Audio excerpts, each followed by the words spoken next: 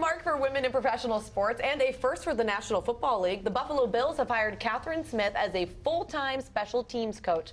She is the first full-time female assistant coach in the history of the NFL. Smith has worked with the team part-time for 7 years, and Bills head coach Rex Ryan cited Smith's knowledge and commitment in earning the promotion. So it is kind of funny to hear, 2016, we're excited that, a woman finally gets a full-time assistant job. But it's the NFL, Reg.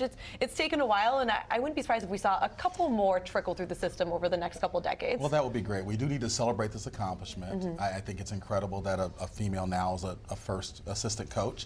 And that little girls now can look up and say, hey, if I want to be an NFL coach, I can be. And they have something to work towards. So it's good in that point. The NFL fans, and this is a 2014 number, but 45% of them are women. They are female. And a lot of those are little girls who, maybe look at this program, Jason, and they think, okay, I love the NFL. I know I'm not going to be a player, but it would be really awesome to be involved in some way. I think it's very interesting because most coaches have some experience either playing or being around coaching, right? Yeah. And in the NFL, you don't have that path. You don't have that pool of candidates. So to look at the NFL and say, I just wonder how much of this is a smokescreen. I mean, remember the woman who was hired for the Cardinals? For the Cardinals, yes. Yeah. She's not with the team anymore. It was an internship. It was a temporary appointment. Well, if they were serious about this or thought it mattered, wouldn't they be taking more action? Well, sure. Than this? I think this, for a little bit of context, what this job is essentially a paid internship. Now, a lot of NFL coaches did start as quality control coaches, but what it is you're breaking down film, you're compiling statistics, you're running for coffee. I mean, it is really that sort of job. You're working long days for not a lot of money. Now, this is a stepping stone. This is a foot in the door.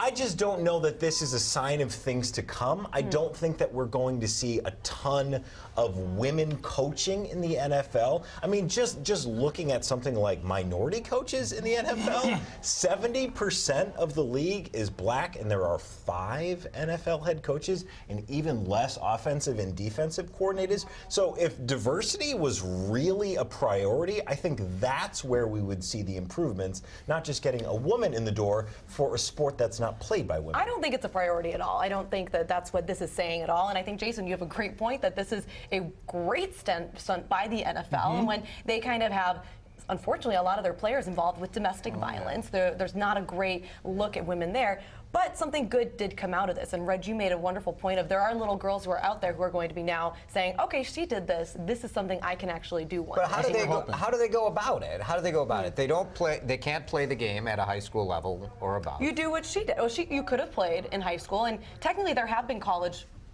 Sure, no, but I think that's right. Female managers for high school and colleges. I think you do what she did. I think you take the really low-level job. She was an administrative assistant before this job, and this is essentially, like I said, a paid internship. And if she's good enough, she can work her way up. But we'll see. Time will tell.